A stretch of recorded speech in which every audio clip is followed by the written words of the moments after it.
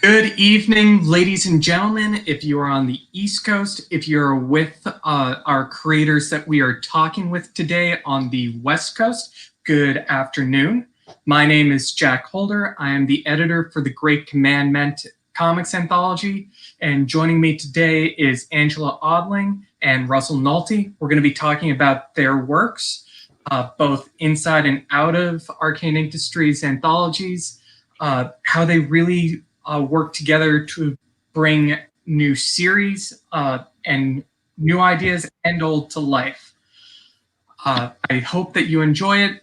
Please leave comments, share this so people can find out about these amazing people, and we will try and answer any questions that you may have along the way.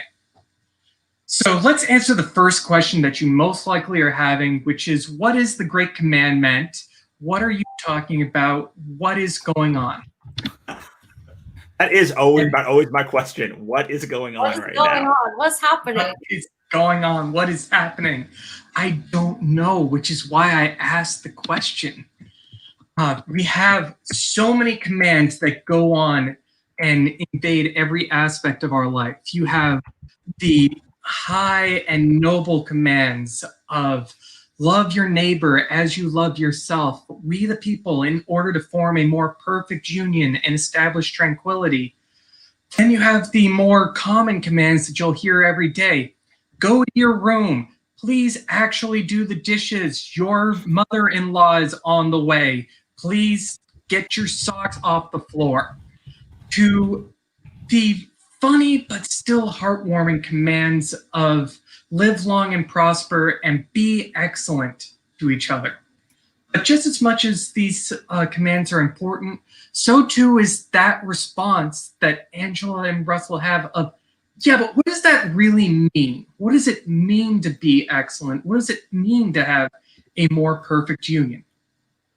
Well, we have some semblance of an answer in the Great Commandment. This is a comics anthology featuring over 24 comics answering the question of what commands mean. They describe life as it is, how it could be, and maybe even how it should be. It is done with compassion and quirk, with creators that are from all walks of life, all faiths, and all over the world. And two of the creators that we have here today are Angela Oddling and Russell Nohelty. Angela, please tell us a little bit about yourself. Hello, my name is Angela Oddling. I am an artist and illustrator. I actually created the cover art for The Great Commandment, which I'm very proud of. It was very exciting to be able to do that. And I also drew the story Life is Suffering, which is written by Russell, my good friend Russell Nohelty. And hey, what are you drinking? Are you drinking tea, or are you drinking coffee, or are you drinking hot cocoa? I'm drinking tea. Which is why I'm drinking it with both hands, so that you. Well, that's why I really thought it was hot cocoa. And then I am Russell Nohelty. I am a USA Today best-selling author. I run a company called Wannabe Press. I created all of these books behind me. I'm the editor of the Cthulhu is Hard to Spell anthology series, with which both Jack and Angela are a part of. And I write a little comic called Ichabod Jones Monster Hunter, which no one has seen except for the people on the Kickstarter. So this is the proof for the second volume that just showed up yesterday. So yeah, thank you for having me. Thank you so much for the both of you for being here. So Angela mentioned it a little bit, Life is Suffering. It is a sequel piece to Angela and Russell's work in Why Faith, which features two hippos floating down a river, living out Taoist thought. So Russell, could you talk a little bit about said hippos and Life is Suffering? Sure. So, the thing that I try to do when someone asks me to be in an anthology or asks me to do a piece is I try to think of the artist that I want to pair with that piece and then I tried to write to their strengths. So the wonderful thing about Angela's work is she could have 10 pages about like nothing, and it would be super compelling. It'd just be like two people talking, and it would just be cute and charming and adorable. And I knew that the piece that I wanted to make for yours was going to be quite simple. It was just going to be about the sort of couple of principles that I've lived my whole life by. The first one was about like how there's a sort of river floating through the universe, and if you succumb to it and just let it go on its own path and sort of flow with it, like life will be easier for you. And when it came to this one, another one is well, I mean, I don't think I'm not the most cheery human being who's ever existed in the face of the earth. So one of the ones is that like life is suffering, and the way that you get through it is by sort of finding a way to minimize the suffering and find the joy in the little things. And so the first piece that me and Angela did, I knew I wanted that sort of that idea of the river flowing downstream. And when then I tried to work with the same artist every time I do a follow-up in the same anthology series. So coming back, I knew I wanted to do those two hippos, and I wanted to work with Angela again on something else. And I'm gonna be honest, like I was very confused as to what the prompt for this was.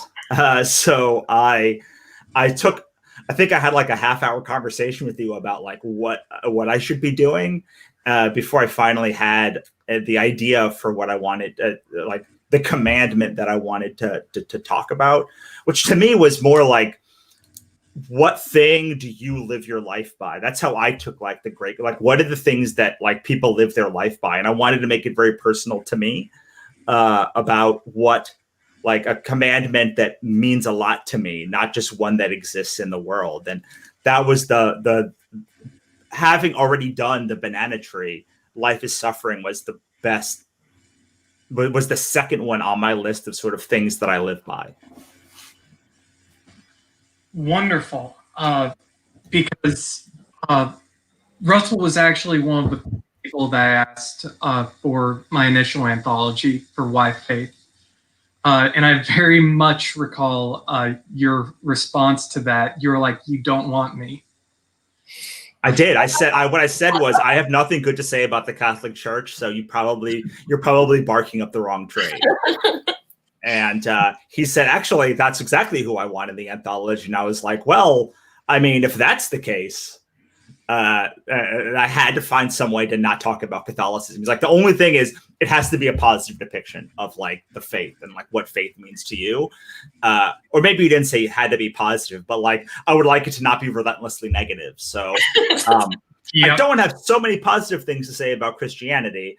I do have a lot of positive things to say about like what has worked in my own life, which was why the banana tree, I think, worked for me because it's so simple. And that leads back to like Angela's work. Is her work is so like simply elegant, and like I think the idea of like the river flowing through your life and is like, it's such a simple, elegant concept that I wanted both stories to be something that felt charming, delivered a universal truth in like a simple way that like left you happy at the end of it, and like that you were more enlightened than you were when you started it, which is usually what happens when I follow Angela's work, or when I look at Angela's work.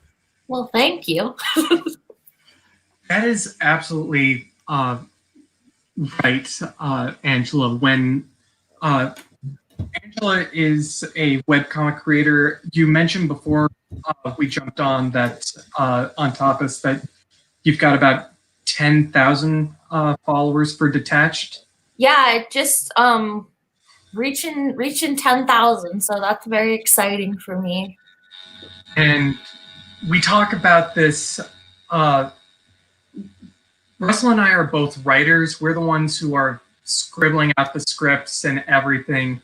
So what was it like for you as the artist to get, okay, make Taoism simple and elegant, and we are going to talk about life is suffering. Make it easy to understand from a art perspective.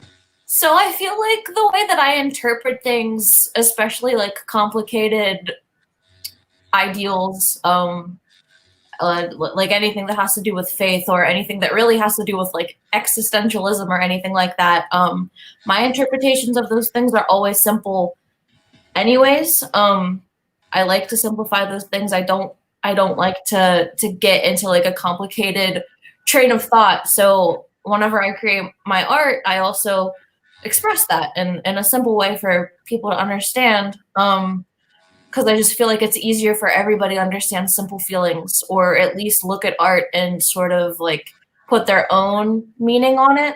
So yeah, like the quote and the words that Russell gave to me, especially like for this example for both of the Hippo stories. I mean, first of all, he wrote it in a way, he wrote it for me to draw. So like he already knows how I work. And he knows that like my characters are simple and my panels are simple. So that sort of made it easy to create the art. But like the quotes at the end of each story, they're not, I wouldn't say that they're simple, but like they're very to heart. So I tried to make the attitudes and like the expressions of the characters, the two hippos in the story, sort of reflect that. That is a really good point. And then we keep talking about hippos. Russell was able to jump on for my initial Great Commandment launch stream as we hit everything. And you talked about something very specific. You're like, if we're talking about these bigger ideas, if we're doing something like this, I really want to use animals. I really want to use anthropomorphic animals because it makes things easier when talking about these bigger ideas. Yeah, absolutely. So I mean, that's one of the things that I think that Angela does really well as far as her art goes is, you know, every time I do a piece with her, I just submitted the piece you were talking about right beforehand for another anthology.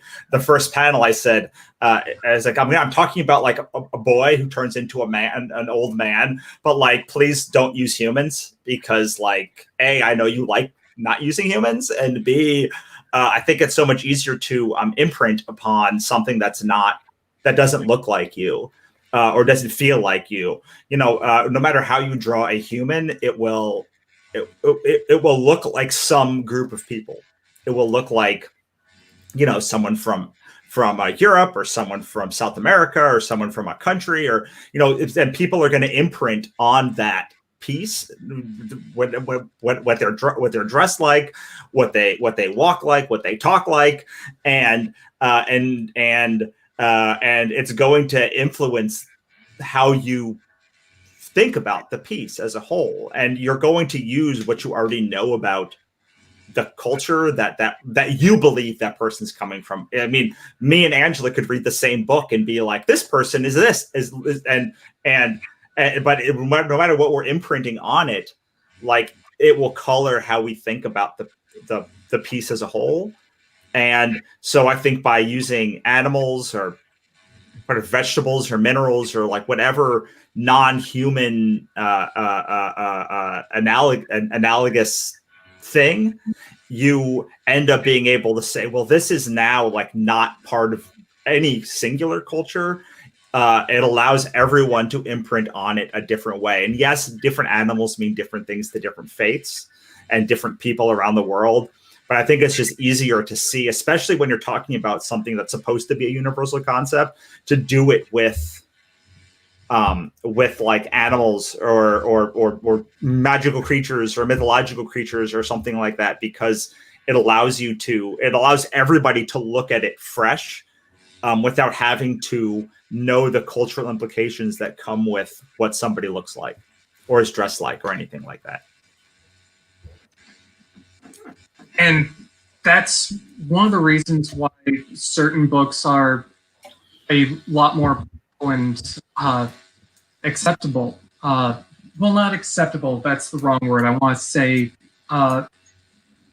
people can find them more relatable. Art Spiegelman's Mouse is a really good example of being able to actually translate this, but also Lewis's Chronicles of Narnia, because the two have to deal with massively complicated issues or theories and find a way to translate it in a way that people aren't going to immediately go and run the other way. I want to ask Angela a question, actually, because I actually wonder for the opposite part of this, because all of the characters in Detached, save for one that I've seen at least so far, are not not human. And like, do you have a problem? Do you find the opposite is true, where like, because all of these people are from, like, you can almost imprint anything on them, that it's that it's like harder, or like that you have a harder problem like getting somebody to say, oh, I know exactly what that person is immediately? Because that's the other part of the effect, is like, if you dress somebody in a certain way and look something, you're like, oh, that's that guy. Yeah, so coming from like an audience standpoint, I get both. So there are the characters in my webcomic, for people that are watching that don't know what it is. The webcomic is called Detached, and the creatures in my webcomic are called Oddlings. And Oddlings can be like, they can look like they're humanoid, or they can just look like animals. They can be shadow creatures, or they can be based off of animals in the world that we live in. But some of them, like one of the characters, Camille, is unrecognizable really as any identifiable animal that we would really be able to connect into. And I think that, especially with a story like Detached, which is very personal to me, I would almost call it like a memoir.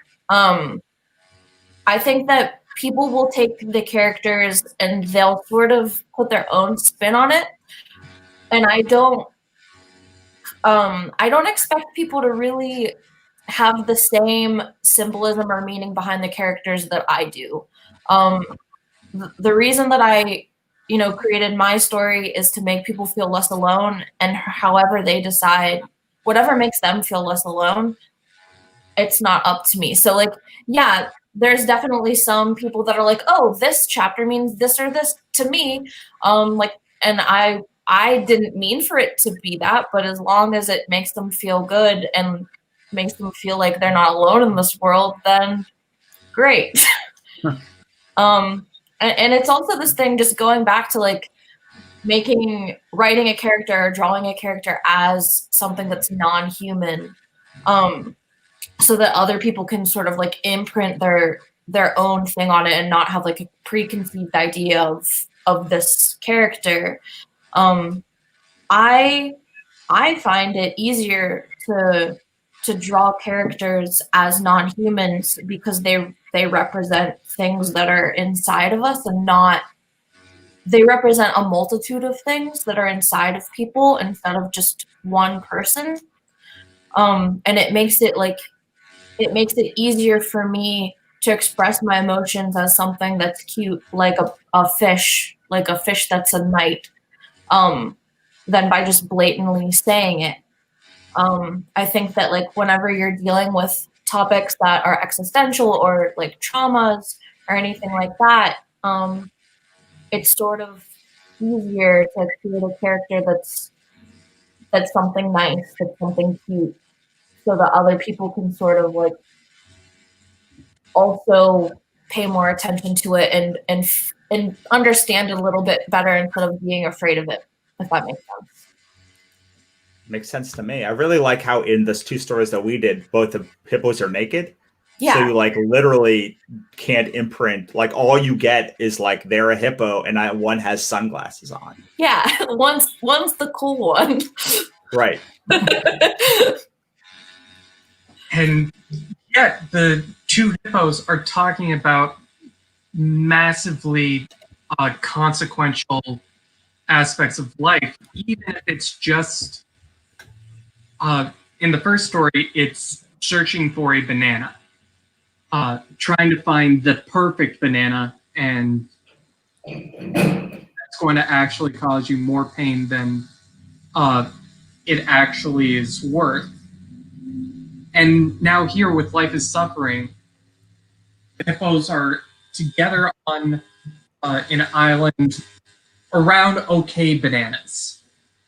And it really gives a chance for the two of you to delve into this question of life is suffering.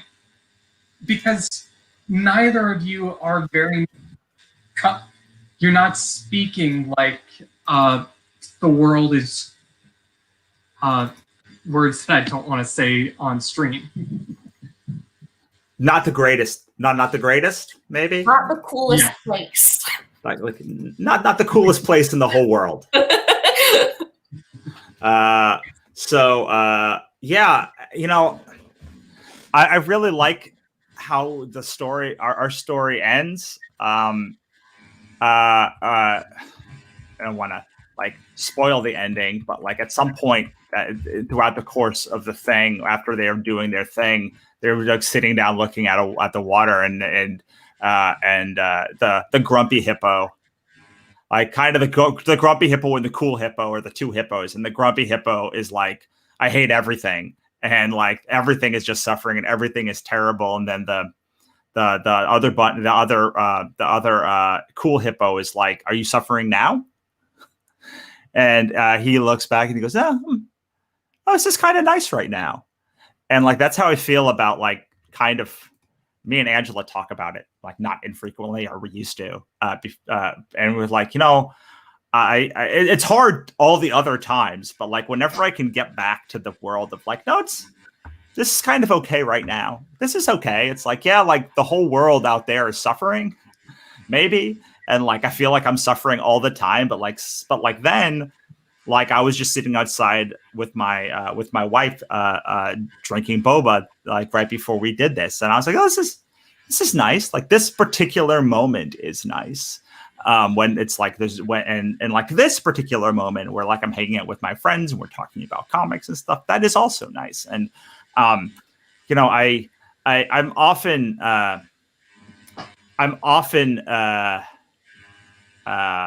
told that my books are bleak.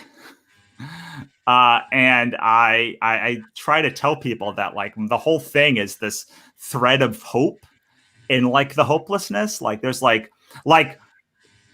Cassie is all hope. Like she's all like I feel like it's like all like it's there on the page, and like I feel more hopeful reading every chapter, even though she's got a heart-shaped hole in her body. I feel like the hope like I feel like I could put my hands up and like warm myself to it. And like, but mine is a lot more subtle, but there's still at the end of the day, like the thing that gets me through the day is that little thread of hope that like exists inside all of that suffering, that like everything is going to be okay. I don't know if that answers your question. I don't even remember what your question was.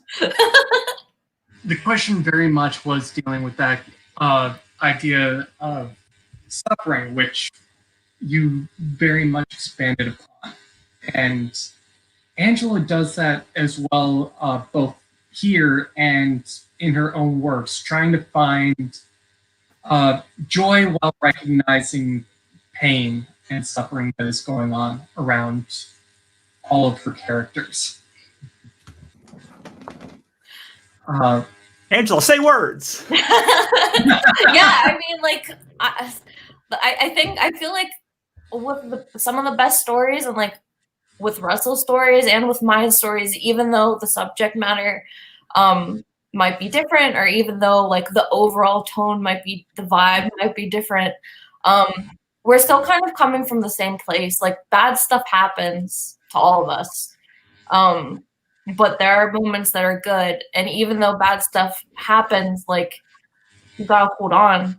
And there's a spark, whether it's close or far or wherever. And if you can follow it, then follow it. And I feel like I do that in my work. And I feel like Russell does that in his work. And a lot of the stories that are in this anthology, you know, tell that tale as well. That is the kind of thing. It answers the next question that I usually have, asking about the difficulties of creating during the pandemic. But we've been talking about suffering already. Could you maybe instead talk about what tips you have for creators that are feeling this sort of miasma and ennui during this pandemic? How have you really figured out ways to cope and keep creating art? Is that to me or to Russell? Which one? Both, but we're going to start with you, Angela. Okay. So I'm a person that normally I would say that I'm an introvert. So I'm one of those people that was like, oh, COVID-19 quarantine, that'll be fine. Like I can just hang out in my room. It's not like that. Like it is not like that. If I can't, I've noticed very quickly, even as an introverted person, that if I am not going out and being at least around people, it gets very sad. Like it's sad. You don't see people at all. You don't get to remember that like there are people other than yourself or other than the ones that are trapped inside of your phone or like inside of the computer screen. And it's depressing. It really is. I started going outside a lot, going outside and just the general things that like I'm sure that everybody has seen, like go outside, like get as much sunshine as you can, like even if you have to social distance, like go to a park or whatever. And that's good advice. My biggest advice I think that I could give for like is like finding inspiration during the quarantine is just like don't forget your friends. Don't forget the people that love you. Even if it's just a text or like a phone call, those are the people that support you. Those are the people that love you, that you love. And we're all still living our lives. And like, that's inspiration. Like, even if you're just asking somebody like, hey, like, what did you do for dinner tonight? And they're just like, no, I made this great stew. Like, that's inspiration. Because all I want to do is like eat some chips that I found in the back of my cupboard. So I think that like creating during quarantine is sort of this thing where I've really learned to appreciate the little interactions and the little things in life. And just like they push me forward. It doesn't have to be a big thing. It's just these little things and remembering the people that I care about. Yeah, I definitely would second that. I also I try to do something once a week at least, whether it's one of these live streams or a conference, or I have a writers group now that I meet with every Monday, or I do an interview for a podcast, or I do a virtual dinner with somebody, just to like understand that we're not alone. Plus, every day I try to reach out to one friend to like just. Usually, it happens like randomly, like someone will message me or I'll message somebody. Or you're quite good about like every Monday to email. I don't know how many people you message, but like I always get a message every Monday about like that's a very hopeful, inspirational thing for the week. But I try and do that at least one time. Like if someone's not like messaging me in a day, like I try to message at least one person just to like understand that like Angela said, we're not alone. I also bought a Fitbit, and it buzzes every 50 minutes to tell me that every hour on the 50 minutes to tell me that I haven't been walking 250 steps. So it gets me to get up and go out back and like do some walk and do some laps around our backyard. I try to walk 10,000 steps a day. I mean, for me, I don't know, like this is my full-time job. So I don't know if that makes it easier for me because like I am not wiped out from work. Like this is the work. So for me, I empathize with people that can't create and sympathize with them. But like the only way I've ever been able to make it through life without, I mean, this is not my stream, so I won't talk about it, but like the only way that I can get through life is like through creating. like through like escaping the world into like a world that I have created is the only way that I can get through, like that I can wake up and then sleep that night and then wake up the next day. It's the only thing that like has ever consistently bringing me any clarity. So like there was no way I was going to let quarantine take that away from me, because like I literally wouldn't have survived like quarantine if I then couldn't create on top of it all. So I find solace in that. Like that's how I live. I literally cope with the world by like disappearing into another world and like working out all of my issues with the world, like in on the page. So like it's not been but it's still an issue for me to like sit down and do the work, because the work is hard. Like it's not easy to do that stuff and like grapple with all of the things and like come up with some story that makes sense and like write 5,000-6,000 words in a day and like keep it going every week. But like I literally don't know what would have happened if I suddenly lost my ability to do that. In fact, this has been my most productive year in my whole life. I'm probably going to finish 8 novels. The most I've ever done previously is like 6 full novels. It was like 18 stories, but it was like 6 full like novels of like story at the end. And so like that's the most productive I've been. I released 10 books this year, and I'll probably release an 11th. And like that's how I cope with the world. Like so I've always coped with the world.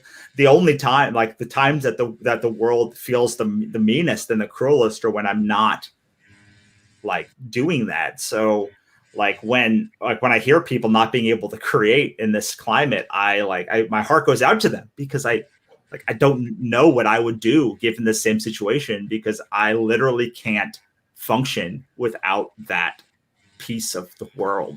Like without that ability, you can very clearly see the stuff I'm working out on the page in the books that I'm writing. It's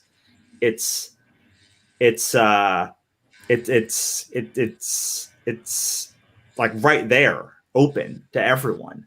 And then I also just sent my first audio drama to an editor. I did multiple comics, and the Cthulhu was hard to spell. The thing that like really hurt the beginning of the thing was like it did prevent me from working, and that's because I took on too much stuff. I was trying to like do every podcast interview, and then I ran my own virtual conferences, and like I was on every meeting all day, every day, and like it prevented me from like just doing the work of creating. And all of these people, I've been doing a lot of like panels and stuff, and they all always talk about how like, oh, you've got to find ways to make money any way you can and like turn over every stone. And for me, it was the opposite. Like I just let go of book marketing clients, and I just released the last episode of my podcast today, actually. So I let go of my podcast, and I'll let go of all of these things and just focused on the piece that like really mattered, which was the actual creation and the actual collaboration with other people. Katrina proofreads all of the work that I do basically. And then Lee and Leah and all the other people, and Angela and Renzo, and all of these people is like they are the thing that keeps it together, that like keeps me together. And like owing work to people like means I have to keep going. And sometimes it gets hard because you're like, oh my God, I owe a novel in like 2 weeks, but it is how I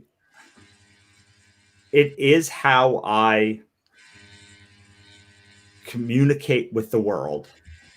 It is how I see the world, and how I interact with it is through these these other things.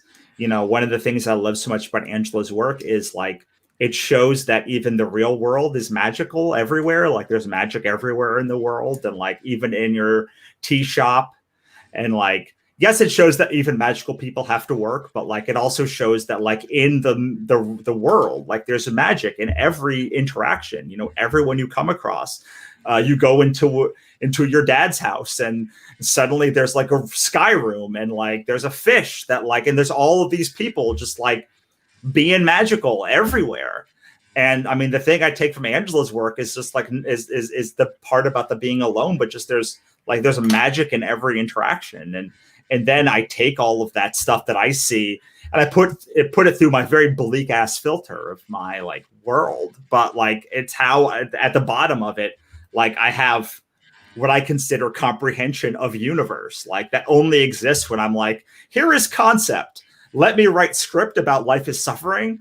And then once I see that script, and then once Angela give me pages back, I now understand concept in a way that I never did before.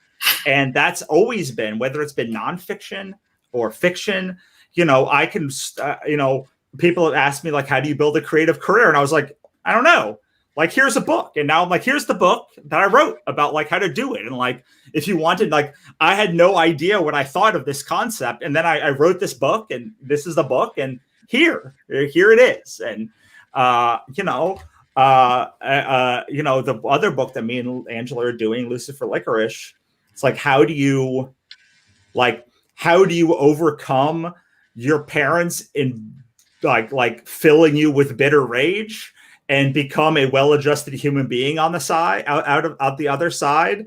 And like, I don't know, like we're in the middle of that world. I don't know. Like it's probably something about like the people you hang around and acceptance and like seeing other viewpoints from the world. But like, I'm excited to get to the end of this book, because after it, I'm going to be like, hey, here's what I think about like this topic of overcoming like parental overbearance and what all the other like small concepts that we have. So I don't know. I think that I guess the thesis statement of this is like creating is magic, and I would never let someone take that away from me. And if it's being taken away from you, I think that if you just let things go that aren't servicing you, just let it go as much as you can. It's like, don't deal with it. Like coronavirus does not service anyone. So just like, let it go. Just like social distance. Don't look at other people that aren't doing the things. Like, don't read the things that certain orange people are tweeting. Like, just let it go and like do your part.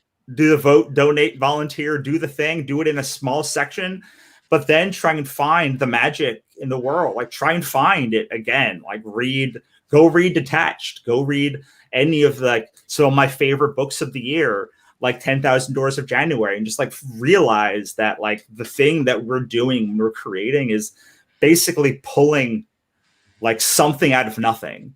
And in a world that is bent on destroying every good thing that we've ever like had in our whole lives, the most rebellious and punk thing you can do is to put something good back into the world and show the world like, no, we are not a world built on destruction. Like that is not our natural state. Like, yes, there is necessarily destruction in what we do, and like there is pain and suffering in what we do, but the other half of that is creating something new.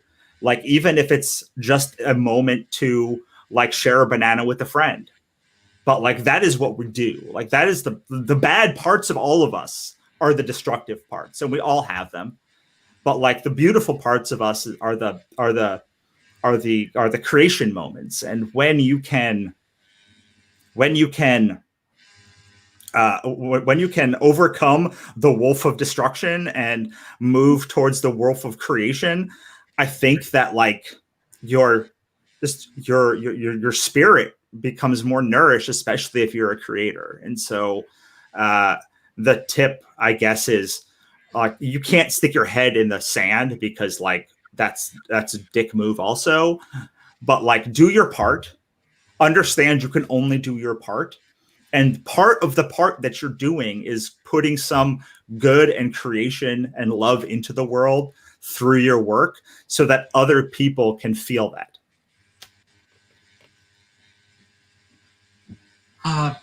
And that's why I hope to bring with my own works every day. It is a constant struggle. I do not have Russell's ability to say I'm going to be a rebellious ball of light and goodness. So screw you, suffering. I love that, because that really is like, you're such a ball of light and goodness when you say go screw suffering. Like, what a Yeah, you gotta be the good goods in the world. Yeah. Absolutely. So it's hard. It is hard. Like, it's hard. Like, I mean, it's hard for everyone. And that's another thing that I think really, like, I love about everyone who's launching campaigns and still doing books is like it freaks me out when everyone says that I'm inspirational to other people, but like the way that most people say that I'm inspirational to other people is that I just keep putting out work over time. And like, putting out good work over time does inspire other people. And so you get the effect of not just creating for your own sake, but really creating for other people as well. It is a very good. It is a good. it is wonderful. Good. So we have gotten to this portion that I've been calling the QVC aspect of this live stream, because it is in fact for the Great Commandment anthology, which is on Kickstarter right now. And we actually did have a new backer while the live stream was going on. Hooray! Yay! We have passed 2,800. We are reaching, hands outstretched towards $5,000, and kinds of books that you can get and the rewards that you can get from backing are as numerous as they are awesome. You can get the Great Commandment. You can also get a deluxe version, which will have added art and more content. You want to know what's going on with Hippos and everything else. You can actually get Why Fake in the Kickstarter. There is a reward level to get both Commandment and Why Fake. There are even canvas prints from Angela that are up there. So you love her work. You want that elegant work plastered up on your wall, looking like the 16th century Renaissance piece you know you're always going to be able to afford. Well, here's the thing. Here's also the thing about it is like, Angela's work is much different when she does canvas work than when she does comic work. So like, if you think you know Angela's work because you read Detached, or you like read, or you saw the cover for the anthology, or even read some of the work that me and Angela do together, it is a very different experience to like see her watercolor. That's how I was introduced to her, to her, and like and the Oddlings, and it's fabulous. It's fabulous, but it's very, very different, and I mean that in a wonderful and magical way. I have many beasts inside of me. There was one that she made. Do you still did that one sell? The one with the woman with the groceries with just the Oddlings around her? Yes. Yeah. Like, that was one of my favorite ones. Because like, look, there's just magic everywhere. It's like this girl's just carrying groceries, and like, look, there's just carrying bread. Yeah. So I mean, I really love the anthology. Like, I love both of the anthologies, and I love it because like, it is this like nice positive note in the world, and like this all of those stories make me feel good about existing. And like, look, like some of them are challenging and some of them are more challenging than others, but like they generally make me feel like there is good in the world. There are other people that are struggling with the same stuff that I'm struggling. And so, you know, faith is not something, I mean, I told Jack when he came up with the first anthology that this was a crazy idea. and he said he's going to do it anyway. And like he's done now 2 anthologies, and like I think that I certainly don't think they get the credit they deserve as far as the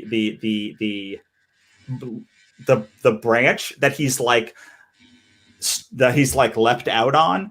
Like it's very much not in the mainstream of what we talk about, but it's certainly in what we should be talking about. And if you have thought about this stuff before, then I think you're going to find something really special in the pages. Even if you only find one that you're like, wow, I never really thought about something that way, like it's going to be worth it. Like these are the kinds of questions and answers and struggles that can like literally define and change your life.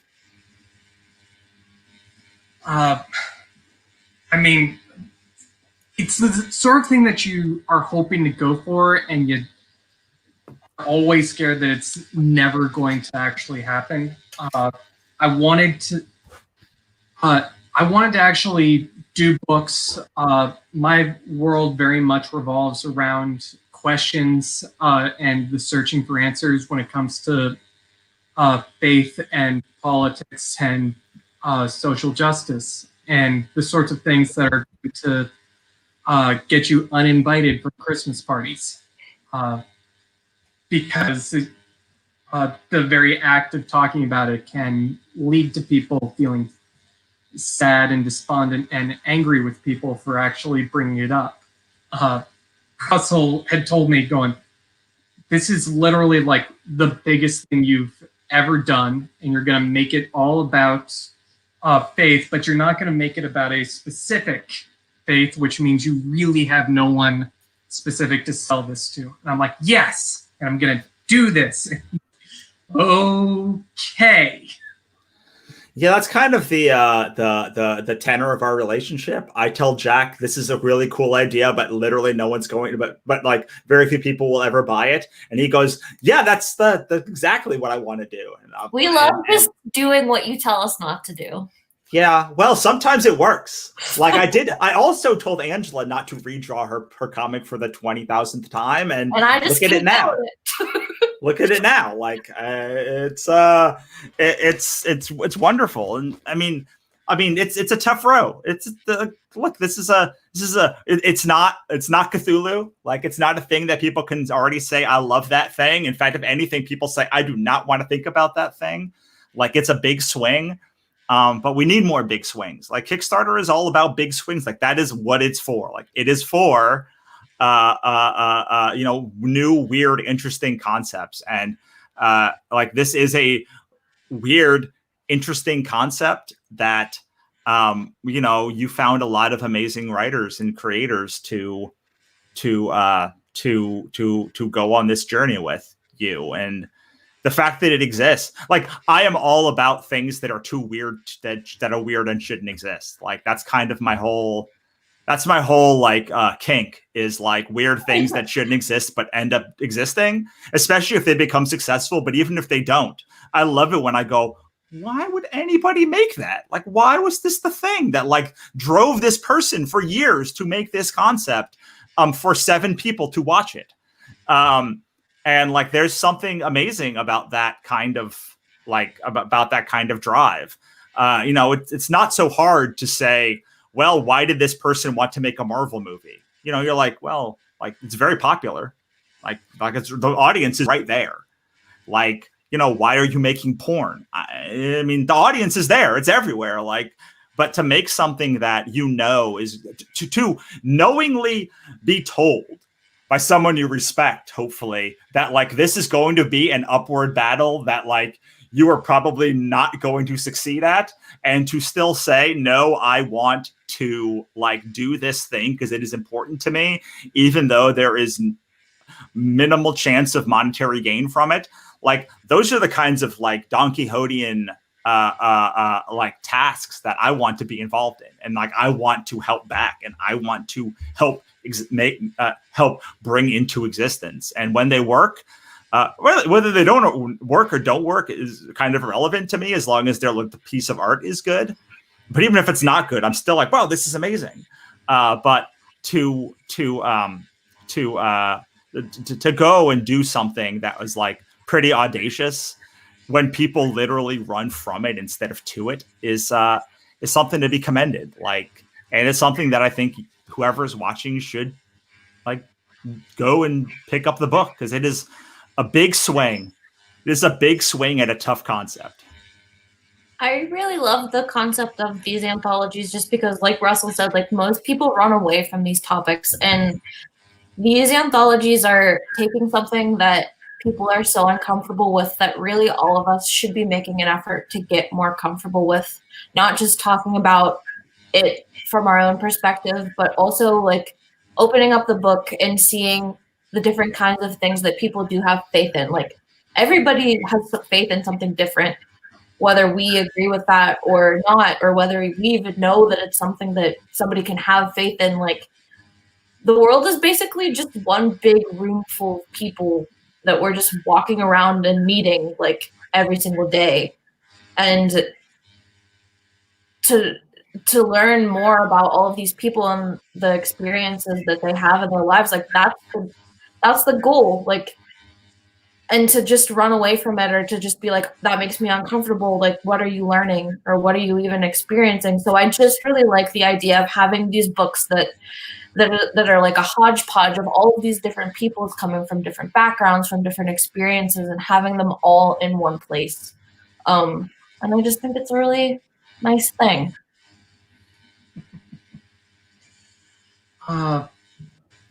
Every time I've been doing these interviews now every day for the past week, and you get these anthologies. Was very much a hybrid of me asking / begging creators that I really know and or don't know, and begging them to get in to this. But it was also very much shooting this idea out into the ether and saying, please, submissions are open, which meant that I had no clue where a lot of these people were going to be coming from. I say all the time with Why Faith and the Great Commandment, I know what I look like. I am a white Christian guy from America talking about faith. By all rights and for really good reasons, a lot of people should have shields up just for that going on right now. But these questions are so integral to our lives. When we talk about what we have faith in, we had people talking about faith in a newborn son, faith in actually trusting leading scientific minds, even if they're saying things that we don't completely understand. We have faith in concepts before we even talk about organized religion, but that's an F word that sometimes is even harder to talk about than 4 letters that rhymes with a duck. And here with the sequel, with the Great Commandment, it's okay, you have faith in something, you have a belief in something. How does that change your worldview? You can easily see this with Russell. I believe that life has really crappy parts in it, and so I am going to say screw you to that sort of crap, and I am going to put out everything. And that is what the command means to him personally. Like living life, being involved in a world without letting it dominate and define you. That's what we want to actually talk about. That's the sort of thing that you are going to read. These books are supposed to be really good, awkward conversation starters. Like, I've used them at my dentist in the last month. I have given copies of Why Faith to people at my dentist, and one was a very practicing Christian and loved every concept of this, and one very much was secular, and she was reticent, and then when I came back a week later because my teeth are awful, she was like, this really was a lot more helpful than I thought it was going to be. Awesome. So last question that I want to ask, the very concept of this book is reader interpretation and put your own spin on external factors, but we have the writer and artist here. What do you want people to take from this, and what are you doing next? What is next up for Russell and Angela? But we have the Licorice book as well. Oh yes, let's talk about the Licorice book. So that like we finished the Licorice book. Like the more pressure we have on the Licorice book, the more likely it will be to get done at some point in the future. Which I think we're both really excited. Everybody just yell at me. So that's a book we're really both. I mean, we're both quite proud of. I don't think putting words into Angela. It's Angela's concept. She came to me and she asked me to like help with it. But like, this is Angela's like thing that like it's lovely. It's about a licorice monster. It's about a spoiled brat prince who's turned into a licorice monster by a candy witch and has to learn how to regain his humanity and stop being so bitter. Yeah, by the help of his pals. Yeah, his pal's a tea towel ghost and a licorice mine. I don't even know how to explain Molly easily. Like a licorice mine heiress who is over everything. a sassy gal. Yes, there's some demons in there. There's I'm so excited for these demons, let me tell you. Yes, the demon boys. So yeah, but aside from that, I'm just still doing Ichabod Jones Monster Hunter. I need to share it with you because I just got the first 20 pages back from Camry for how not to invade Earth. And it's this book about a Venetian drone worker from Venus who destroys the moon and gets Earth and Venus in an absurdist comedy intergalactic war. And like I swear I laughed like 5 times today. So that's coming soon. I have more of the Godsverse Chronicles coming. I have more of Ichabod Jones coming. And then I have a new series that I've been working on for 3 years now that I'm going to be releasing next year. And I'm so excited because it's like fairy tales and mythology and like dreams. And it's like literally all the things that I love in like one series in place. And I think it's like sort of what my whole career has been leading up to as a novelist, honestly. Yay. And you can find more information at russellnohelty.com. Yay! There we go. That is a perfect way to end this. Katrina, who has been wonderfully commenting throughout, she was talking about the 8 full novels. Really excited about that, Russell. Well, she is my proofreader. She is one of 3 people who have read this new novel series. So, but don't forget Angela. What's Angela doing? Other than, don't forget me, guys. But other than Lucifer Licorice, making with Russell, which I'm very excited about. I obviously am working on Detached, which you can read on both Tapas and on Webtoon. My webcomic, and then I also am working on another webcomic called R.I.P. You and Me with Chaz Pangbird. That's on Webtoon, and we just hit 4,000 subscribers on that. And it's kind of an advice and inspirational comic about breakups and moving on and learning to love yourself after a failed relationship. And I'm also I haven't really officially said this, but I'm also working on a children's book called Daisy and the Upside Down, which is about a girl, Daisy, who is very clumsy and makes a lot of mistakes, and she goes to the Upside Down to learn that making mistakes is okay, and everybody does it. So that sounds lovely. Now that I know more about that thing you shared, I love it even more. Yeah. I'll tell you more about it. But yeah, you can find my artwork. I am at Angela Oddling on all social media platforms. So Excellent. That does it for this tonight's interview. Join me tomorrow at 1 p.m. Eastern, where I will be interviewing Mary Zorlita Bellamy, a My Little Pony artist, and who is talking about her Ah Heck series that she got to return to for the Great Commandment anthology. And I am super excited to be able to be talking about that. Please check out the Great Commandment anthology. Get the book, get Why Faith, so you can one day in the far-flung future go to a convention with myself, Angela, and Russell, and we can one day sign all of these books. Thank you all so much. Have a wonderful evening. Many blessings to you. And thank you so much for watching. Take care, everyone. thank you. Bye. Bye. Bye.